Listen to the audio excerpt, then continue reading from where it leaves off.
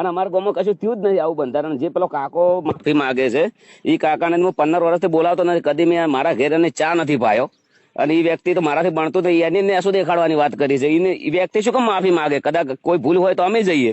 પણ તો ગોમ લેવલમાં હોવ ને નાના મોટું હોય. ગોમ લેવલમાં હોવ નાના મોટું હોય. આ ટાર્ગેટ કરવામાં આવ્યું છે મારા ઉપર ષડયંત્ર સાહેબ. આ 500 દાડા તમારા કરતા અમને 20 વર્ષથી હોમે છે બધા. હે 20 વર્ષથી મારા હોમે છે. આ લોકોને કેવું છે ખબર? અમારા ઓગળ સભા હતી, અહીંયા આ લોકો એવું નક્કી કર્યું ઓગળની સભામાં કે ધારાસભ્ય કે સંસદ હોય બોલે.